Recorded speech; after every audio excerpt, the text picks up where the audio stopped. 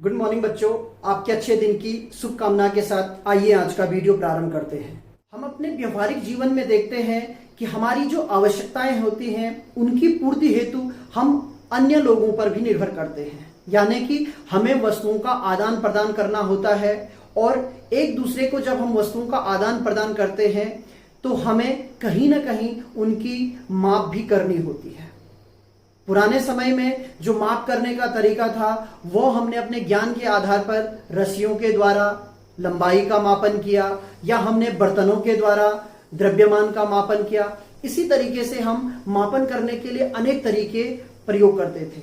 लेकिन इन प्रयोगों में होता क्या था कि मान लीजिए हमने किसी चीज की लंबाई नापनी है, हाथ का प्रयोग हम लोग करते थे लंबाई नापने के लिए। अब इसमें क्या होगा कि मान लीजिए दो लोग हैं, एक का जो हाथ है उसकी लंबाई कम है और एक के हाथ की लंबाई ज्यादा है। तो ऐसे में जब हम वस्तु का आदान प्रदान करेंगे तो छोटे हाथ से जो लंबाई नापी जाएगी वह कम आएगी और बड़े हाथ से जो लंबाई नापी जाएगी वह ज्यादा आएगी। तो कहीं ना कहीं जो मापन है वह परिशुद्ध नहीं है, उसमें शुद्धता नहीं है। एक के लिए छोटी वस्तु मिल रही है और दूसरे के लिए बड़ी वस्तु। तो आप समझ सकते हैं कि जो मापन है उस मापन को करने के लिए हमारे पास एक स्टैंडर्ड तरीका होना चाहिए। ऐसे यंत्र या ऐसे उपकरण होने चाहिए जिनके द्वारा हम अगर मापन करते हैं तो उस मापन में त्रुटि ना रहे, ताकि जो दोनों लोग हैं जो वस्तुओं का आदान प्रदान कर रहे हैं उनमें कोई गलतफहमी न रहे या असंतोष न रहे कि मुझे छोटी चीज मिली और दूसरे को बड़ी मिल गई। तो जो सिस्टम ऑफ यूनिट्स है उसमें हमने क्या किया कि जो भौतिक राशियां थी उन भौतिक राशियों के मापन के लिए अनेक पद्धतियां समय समय पर बनाई। अब सबसे पहले जब हम पद्धतियां बनाते हैं तो उस पद्धति में हमने देखा कि यार ये बहुत अच्छा तरीका है, इसके द्वारा हम मेजरमेंट करेंगे तो ये बिल्कुल सही होगा। लेकिन समय बढ़ने के साथ हमें लगता है कि उसमें कुछ त्रुटि रह गई। फिर हम दूसरी पद्धति बनाते हैं और देखते हैं कि इस पद्धति के द्वारा मापन सही हो रहा है। लेकिन समय के विकास के साथ फिर हमें लगता है कि यह पद्धति भी इतनी अच्छी नहीं है और इस तरीके से जो सिस्टम ऑफ यूनिट्स है उसमें हम लगातार परिवर्तन करते गए और बाद में जाकर हमने एक ऐसी पद्धति बनाई जो कि सर्वमान्य थी और सभी लोगों को स्वीकार थी। यह पद्धति इंटरनेशनल लेवल पर एक दूसरे से आदान प्रदान करने का माध्यम बना और इस पद्धति के द्वारा जो आदान प्रदान किया जाता है उसमें किसी को भी कोई प्रॉब्लम नहीं रहती है, यानी कि यह सर्वमान्य है। जब इस पद्धति के द्वारा हम मापन करते हैं तो सभी लोग इसको एक्सेप्ट करते हैं कि हाँ यह मापन बिल्कुल सही है। एक उदाहरण के द्वारा यह समझने की कोशिश करते हैं कि सर्वमान्य क्या होता है। मान लीजिए आप किसी दुकान पर गए और आपने कहा मुझे 1 किलोग्राम चीनी चाहिए। दुकानदार ने वेइंग मशीन के एक साइड 1 केजी का वेट रखा और दूसरी तरफ चीनी को तोला और आपको दे दिया। आप संतुष्ट हो गए, आपने कहा हाँ ये 1 केजी है। लेकिन वहीं पर यदि दुकानदार एक पत्थर का टुकड़ा लेता है और वेइंग मशीन के एक हिस्से में रखता है और आपको चीनी तोल कर दे देता है, तो क्या आप यह मान लेंगे कि यह 1 केजी है? नहीं, आपको कहीं ना कहीं यह लगेगा कि यह 1 केजी नहीं है। तो यह सर्वमान्य नहीं हुआ, वह अनुमानित है। तो कुल मिलाकर आप यह समझ लीजिए कि जो हमने सिस्टम ऑफ यूनिट्स बनाया है वह सबको एक्सेप्ट होता है, यानी कि सारे लोग उसको मानते हैं और उस पर विश्वास करते हैं। तो इसके लिए समय समय पर अनेक पद्धतियां बनाई गई हैं। वो पद्धतियां किस तरीके से हैं उनका मैं आपको इंट्रोडक्शन यहां पर दे रहा हूं।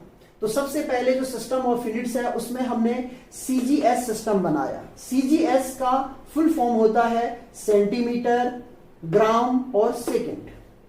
इसमें जो सेंटीमीटर है वह लंबाई के लिए प्रयोग किया जाता है, जो ग्राम है वह द्रव्यमान के लिए प्रयोग किया जाता है और सेकंड समय के लिए प्रयोग किया जाता है। अब यह प्रश्न उठता है कि जो सेंटीमीटर है आप जानते हैं वो सेंटीमीटर लगभग कितनी दूरी होती है। ग्राम बहुत कम द्रव्यमान होता है और सेकंड भी बहुत छोटा समय है। तो क्या हम जो बड़ी बड़ी माप है वह सीजीएस सिस्टम के द्वारा कर सकते हैं? तो यहां पर हमें खुद लगेगा कि CGS सिस्टम में कहीं ना कहीं हमें मात्रक थोड़ा सा बड़े करने चाहिए। तो उसके बाद हमने फिर से एक सिस्टम बनाया जिसका नाम है FPS। FPS की फुल फॉर्म होती है फुट, पाउंड और सेकंड। यहां पर हमने लंबाई के लिए फुट लिया, द्रव्यमान के लिए पाउंड लिया और समय के लिए फिर से सेकंड लिया गया। अब यहां पर देखिए जो सेंटीमीटर है और फुट है उसमें थोड़ा सा अंतर आ गया। लगभग 30 सेंटीमीटर 1 फुट के बराबर होता है, जिसे हम 12 इंच भी कहते हैं। 30 सेंटीमीटर से थोड़ा ज्यादा होता है, लेकिन आप मान सकते हैं कि 1 फुट 30 सेंटीमीटर के बराबर होता है। वहीं हमने पाउंड लिया, पाउंड 400 ग्राम के बराबर होता है, यानी कि 1 पाउंड का जो मान होता है वह 400 ग्राम होता है। तो ये कहीं ना कहीं ग्राम से बड़ा है। और सेकंड फिर से वही मात्रक है जो कि हमने CGS सिस्टम में लिया था। तो दूसरा सिस्टम हुआ FPS। उसके पश्चात फिर हमने मात्रक को और बड़ा करने की कोशिश की और जो सबसे ज्यादा फेमस हुआ वह था MKS सिस्टम। MKS का फुल फॉर्म होता है मीटर, किलोग्राम और सेकंड। तो देखिए यहां पर लंबाई के लिए मीटर प्रयोग किया गया, द्रव्यमान के लिए किलोग्राम प्रयोग किया गया और समय के लिए फिर से सेकंड प्रयोग किया गया। अब मीटर में 100 सेंटीमीटर हमने ले लिए, फुट में 30 सेंटीमीटर थे और 1 मीटर में 100 सेंटीमीटर। तो कहीं ना कहीं हमने जो है अपने मात्रक का जो मान है उसको बढ़ा दिया है। उसके बाद किलोग्राम में 1000 ग्राम लिए जाते हैं, तो 400 ग्राम और 1000 ग्राम, तो यहां भी अंतर आ गया है। फिर से समय का मात्रक सेकंड है। इसके पश्चात हमने 1960 में एक ऐसी पद्धति बनाई जिसको हमने इंटरनेशनल लेवल पे, पूरे विश्व स्तर पर जो भौतिक विज्ञान और केमिस्ट्री की संस्थाएं होती हैं उनके द्वारा मीटिंग करके और एक सर्वमान्य पद्धति बनाई गई जिसे हम SI सिस्टम या सिस्टम इंटरनेशनला कहते हैं। तो यहां पर मैंने इसकी फुल फॉर्म लिखी है सिस्टम इंटरनेशनल। इसके अंतर्गत हमने 7 जो मूल मात्रक थे उनके लिए 7 मात्रक बनाए और उसके साथ 2 सप्लीमेंट्री यूनिट्स भी हमने रखी। तो जो 7 मात्रक हैं वो इस प्रकार से हैं, देखिए metre, kilogram, second, ampere, kelvin, candela और मोल। इनके बारे में मैंने आपको कल भी पढ़ाया था जब मूल राशियों के बारे में चर्चा की गई थी। तो देखिए मीटर, किलोग्राम और सेकेंड फिर से MKS पद्धति की तरह है, लेकिन एम्पियर, केल्विन, कैंडिला और मोल ये 4 राशियां नई जुड़ी हैं और इनके मात्रक भी नए जोड़े गए हैं। उसके पश्चात 2 सप्लीमेंट्री यूनिट्स इसमें जोड़ी गई हैं जो कि एंगल के मेजरमेंट के लिए हैं, कोण के मेजरमेंट के लिए हैं। अब कोण को थोड़ा सा समझ लेते हैं। कोण 2 प्रकार के होते हैं, एक प्लेन कोण होता है जिसे हम साधारण कोण भी कह सकते हैं, जो कि त्रिभुज में होता है या हम कहें द्विविमीय सरफेस पर होता है, और एक सॉलिड एंगल होता है यानी कि ठोस कोण होता है जिसे हम त्रिविमीय कोण भी कहते हैं। तो थोड़ा सा इसे आप समझ लीजिए। जो साधारण कोण होता है वह द्विविमीय होता है और इस तरीके का होता है। मान लीजिए ये कोण है, तो ये आपके पास एक साधारण कोण है जिसे हम प्लेन एंगल कहेंगे। यहीं पे अगर हम देखें जो त्रिविमीय कोण होता है वह इस तरीके से एक गोले के हिस्से को लेकर उसके केंद्र पर जो कोण बनता है उसे हम ठोस एंगल कहते हैं। यहां देखिए ये एक कीप नुमा आकृति है। कीप नुमा का अर्थ हुआ कि एक गोला होगा, उस गोले के केंद्र पर उसके एक क्षेत्रफल द्वारा, ये क्षेत्रफल द्वारा अंतरित हो रहा है, ये वाला जो भाग होगा इसे हम क्षेत्रफल कहेंगे। जबकि ये वाला जो कोण है यह एक लंबाई या हम कहें वक्र के द्वारा, जिसे हम आर्क कहते हैं, द्वारा अंतरित हो रहा है। यह द्विविमीय है और यह त्रिविमीय है। देखिए इसमें क्षेत्रफल प्रयोग हो रहा है और इसमें एक लंबाई प्रयोग हो रही है। इस एंगल को हम रेडियन कहते हैं और इसे हम स्टेरेडियन के मात्रक में लेते हैं, यानी कि यहां पर जो कोण बनता है उसे हम एक मात्रक देते हैं जिसका नाम स्टेरेडियन है और यहां पर जो कोण बनता है उसे हम रेडियन कहते हैं। यहां पर एक चीज और आपको समझनी है, इस कोण का जो मान होता है वह कोण बराबर आर्क अपॉन रेडियस होता है, यानी कि चाप बटा त्रिज्या होता है। जबकि इस कोण का जो मान होता है, मान लीजिए यहां पर ये r है और ये भी r है, और ये जो क्षेत्रफल है वह ds है। तो इस कोण को हम ओमेगा से दिखाते हैं, और इस कोण का मान होता है कि ये जो एरिया है यानी कि ds है, और जो ये त्रिज्या है इस त्रिज्या के स्क्वायर के अनुपात के बराबर होता है। यानी कि गोले के किसी भाग द्वारा, तो वो भाग कौन सा है, उसका क्षेत्रफल है ds, द्वारा उसके केंद्र पर अंतरित कोण का मान उस क्षेत्रफल तथा गोले की त्रिज्या के स्क्वायर के अनुपात के बराबर होता है। तो ये दोनों चीजें आप याद रखने वाले हैं, पर आप इसे जरूर नोट कर लीजिए। जो प्लेन एंगल है उसे कोण बराबर चाप बटे त्रिज्या यानी एंगल बराबर आर्क अपॉन रेडियस कहते हैं। ये फॉर्मूला आप याद कर लेंगे। और ठोस कोण के लिए यहाँ पर वैल्यू आती है क्षेत्रफल। ये जो क्षेत्रफल है उस क्षेत्रफल द्वारा गोले के केंद्र पर अंतरित, तो यानी कि त्रिज्या का स्क्वायर, और इसे हम ओमेगा से दिखाते हैं। तो omega is equals to area upon radius square. Plane angle के लिए जो मात्रक प्रयोग किया जाता है उसे हम रेडियन कहते हैं। इसे हम RAD से दिखाते हैं। जबकि सॉलिड एंगल के लिए हम स्टेरेडियन लिखते हैं, इसे हम SR कहते हैं। तो ये आपको याद रखना चाहिए। दोनों में जो मेन अंतर है वह द्विविमीय और त्रिविमीय का है। अब सबसे बड़ी चर्चा हम इस बात पर करते हैं कि जो ये इंटरनेशनल सिस्टम हमने यूनिट्स का बनाया है, उसमें जो यूनिट्स हैं उन यूनिट की क्या विशेषता होनी चाहिए। तो आप कुल मिलाकर सूक्ष्म शब्दों में इस तरीके से समझ लीजिए कि जो ये इंटरनेशनल सिस्टम ऑफ यूनिट्स है, यह पूरे विश्व में एक्सेप्टेबल है, यानी कि सारे लोग इसको मानते हैं। इसमें किसी भी देश में जाकर आप जो भी मेजरमेंट करोगे, वह 1 kg अगर इंडिया में जितना द्रव्यमान है उतना ही द्रव्यमान आपको अमेरिका में भी मिलेगा। 1 मीटर लंबाई जितनी इंडिया में है उतनी ही आपको इंग्लैंड में भी मिलने वाली है। तो पूरे विश्व में एक रूपता आ गई। हालांकि प्रत्येक देश अपने अपने हिसाब से अपने मात्रक डिसाइड करते हैं, लेकिन इंटरनेशनल सिस्टम में यह मान्य है। इसके अतिरिक्त इस पद्धति के द्वारा जो मात्रक हैं उनको सरल कर दिया गया है। जो 7 मात्रक हैं उनके द्वारा हम जो डिराइव्ड फिजिकल क्वांटिटी थी, यानी कि व्युत्पन्न भौतिक राशियां थी, उन सब के मात्रक ज्ञात करने वाले हैं। वो कहीं ना कहीं इनके ही टर्म में आने वाले हैं।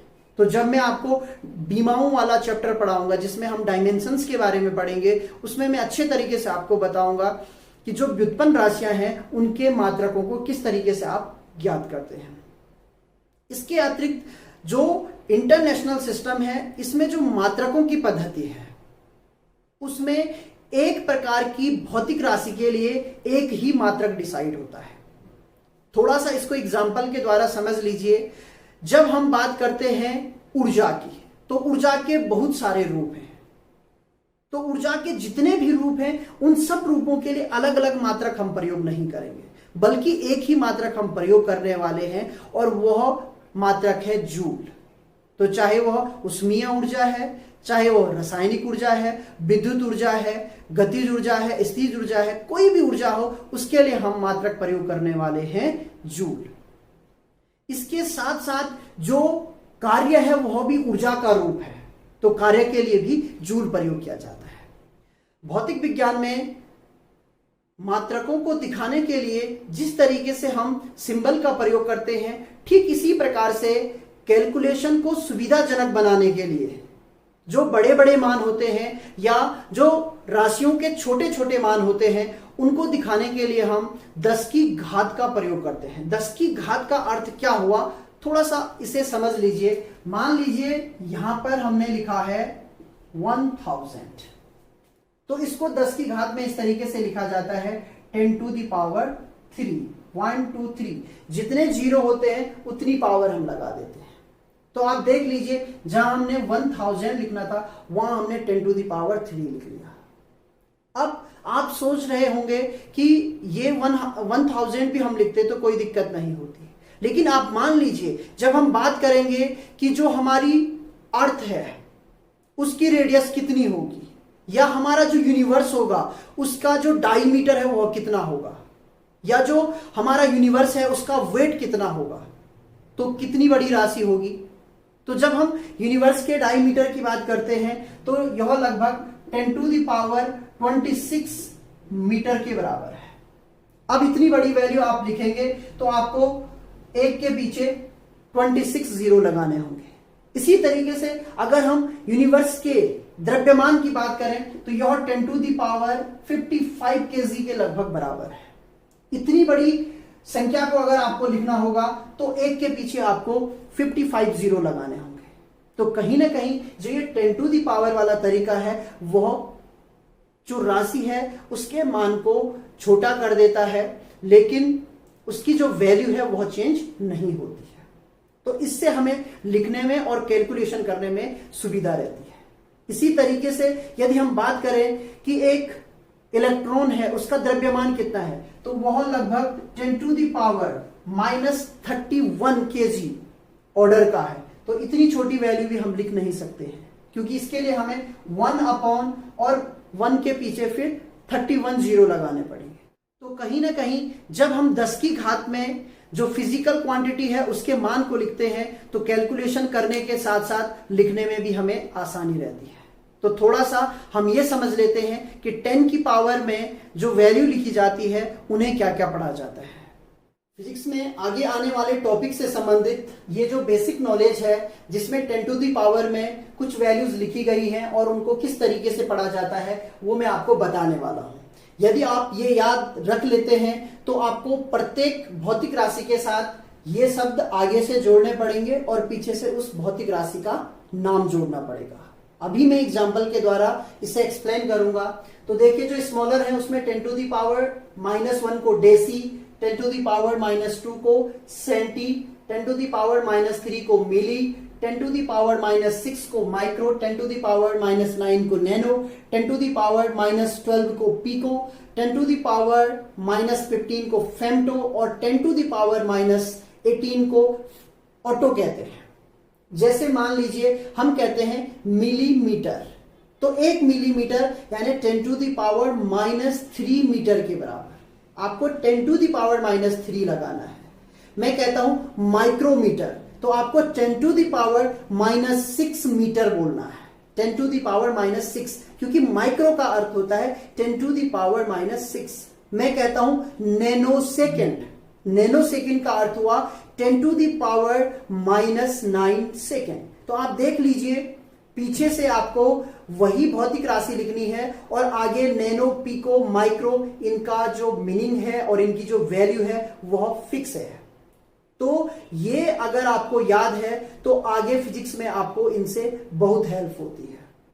10⁻ में जो प्लस में वैल्यूज हैं या जो बड़ी वैल्यू हैं उन्हें देखते हैं। जब 10⁻1 हो उसे डेका कहा जाता है, 10⁻2 हेक्टो कहा जाता है। यहां पर थोड़ा सा प्रॉब्लम है, हेक्टो। 10⁻3 को किलो कहा जाता है, 10⁻6 को मेगा कहा जाता है और 10⁻9 को गीगा। आजकल आप मेगा और गीगा और टेरा का बहुत ज्यादा यूज करते हैं। जब हम डाटा यूज करते हैं तो हम कहते हैं 1 GB, 1.5 GB। तो जी का अर्थ है गीगा और टीबी का अर्थ होता है टेराबाइट। तो ये 10⁻12 को टेरा कहा जाता है। तो 10वीं की घात में कुछ छोटे और कुछ बड़े मान मैंने आपको बताए, आप इन्हें याद रखें। आगे आने वाले टॉपिक्स में ये आपको बहुत हेल्प करने वाले हैं। सबसे पहले मैं आपको ये आइडिया देता हूं कि 10⁻ का मतलब क्या होता है और इसमें मान को किस तरीके से लिखा जाता है। तो मान लीजिए यहां पर 1000 था, तो 1000 को आप क्या लिख सकते हैं, आप लिख सकते हैं 10 × 10 × 10। इसका अर्थ ये हुआ 10⁻3। ये आपने पावर के रूल पढ़े हैं। तो 3 बार जो 10 है उसकी पुनरावृत्ति हो रही है, तो उसे आप लिख सकते हैं 10⁻3। तो इसका अर्थ ये हुआ कि अगर आपके पास 1 2 3 4 5 1 लाख है तो इसको लिखा गया होगा 10 × 10 × 10 × 10 × 10 यानी 10⁻5। 5। तो आप सीख चुके हैं जितने जीरो होते हैं उतनी पावर बन जाती है। तो जहां पर जितनी पावर होगी, मान लीजिए ये कोई डिजिट है 1 2 3 4 5 6 7 8, तो आप सीधे से 10 टू द पावर 8 लिख दीजिए। तो बड़े अच्छे तरीके से आप इसको समझ लीजिए और उसके बाद आप इसकी प्रैक्टिस और नंबर को लिख के खुद भी कीजिए। अब जो माइनस में घातें लिखी जाती हैं वो मैं आपको समझाना चाहता हूं कि वो किस तरीके से लिखी जाती है। मान लीजिए कहीं पर 0.1 है। सबसे पहले 0.1 का अर्थ होता है 1/10। आप डिवाइड करके देखिए तो इसका मान आपको 0.1 ही प्राप्त होगा। उसके बाद जो 1/10 है इस पे फोकस कीजिए। इसको मैं 10 टू द पावर -1 लिख सकता हूं। कारण क्या है कि इसकी जो घात है वो 1 है और जब घात को हम ऊपर लाते हैं तो वो माइनस हो जाती है। तो बड़ा आसान हो गया। ये लगभग वही मेथड हो गया जो ये वाला मेथड था। आगे देखते हैं 0.01। तो सबसे पहले इसे 1/100 लिखेंगे, फिर 1/100 को ऐसा लिखा जा सकता है और फिर उसके बाद इसे 10 टू द पावर -2 लिखा जा सकता है। तो कुल मिलाकर 1/100 के जितने नंबर होंगे उन्हें आपने इस तरीके से लिखना है। अब मान लीजिए 1/1 2 3 4 5 1 2 3 4 5 है, इसे हम 10 टू द पावर -5 लिख लेंगे। तो ये अच्छे तरीके से आप समझ लीजिए। आगे मैं आपको कुछ ऐसे एग्जाम्पल बताने वाला हूं जिसमें आपको कुछ नंबर को कैलकुलेशन करने के लिए शॉर्ट करके 10 टू द पावर में लिखना है। कोई भी मान है उसको 10 की घात में लिखना किस तरीके से है कैलकुलेशन करने के लिए, तो उसका तरीका यह है। मान लीजिए कहीं पर आपके पास 9 लिखा हुआ है, तो आप इसको 10 टू द पावर में कैसे लिखेंगे। आप इस मान को लगभग, फिक्स तो नहीं है लेकिन आप लगभग इसको लिख सकते हैं 10 टू द पावर 1। मान लीजिए आपके पास 92 है, तो इस मान को आप लगभग 10 टू द पावर 2 लिख सकते हैं। क्यों? क्योंकि ये 100 के बहुत करीब है। मान लीजिए आपके पास 970 है, तो इसको आप 10 टू द पावर 3 लिख सकते हैं। तो इसका तरीका यह है कि आप ध्यान रखें, यदि जो मान है वो 5 से बड़ा है तो आप उसे, मान लीजिए 7 है तो आप उसे 10 टू द पावर 1 लिखिए। लेकिन 1 2 3 4 या 5 भी है तो आप उसे 1 ही या उसकी वैल्यू के बराबर रहने दीजिए। इसी तरीके से मान 80 है, 70 है या 90 है तो आप उसको 10 टू द पावर 2 लिख सकते हैं। यहां आप देखिए ये लगभग 970 था, यानी कि 1000 के लगभग बराबर था, तो इसे हमने 10 टू द पावर 3 लिख लिया। इसी तरीके से जो छोटे मान है, मान लीजिए 0.081 है, अब आप इसको लिखना चाहते हैं तो सबसे पहले आप इसको 0.81 तो लगभग इसको एक हिस्सा यहां बढ़ा सकते हैं आप 81, तो यहां पर एक वैल्यू आप आगे बढ़ा सकते हैं। उसके बाद आप इसे 10 टू द पावर -1 लिख सकते हैं। तो जो 0.081 था उसे हम 10 टू द पावर -1 लिख सकते हैं। तो आपको ध्यान ये रखना है कि जैसे ये वैल्यूज दी जाती हैं, अगर यहां पे ये वैल्यू होती 0.021 तब आप इसे ऐसा नहीं लिख सकते थे, तब आप इसे 10 टू द पावर -2 में ही लिखते थे। क्योंकि जो 21 है उससे हम एक अगला 10 डिजिट नहीं बना सकते हैं। यहां पर 81 से हमने क्या किया कि जो उससे पहले, यानी कि एक स्थान हमने उसको बड़ा कर दिया। 81 था, हमने उसके 10वें स्थान को बढ़ा दिया। तो यहां पर हमने पहले 1 लिख लिया, लेकिन 21 है, लगभग ये 50 से कम है, तो इसे हम इसी तरीके से रहने देंगे। तो इस तरीके से आप 10 टू द पावर में लिखने की प्रैक्टिस करें।